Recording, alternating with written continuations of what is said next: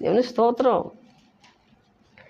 నీవు వాగ్దానం దేవుడు నీకు చేశాడా, దేవుడు నీకు మాట ఇచ్చాడా, నీవు కూడా నిర్భయంగా వాగ్దానం నెరవేరేదాకా నిద్రపోవచ్చు.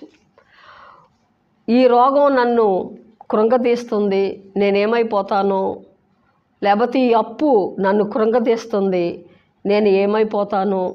దేవుని స్తోత్రం. ఈ అప్పుతోనే నేను నశించిపోవాలా, చనిపోవాలా అని ఒకవేళ భయము నీకుంటే భయపడకు నా సహోదరి, నా సహోదరుడా.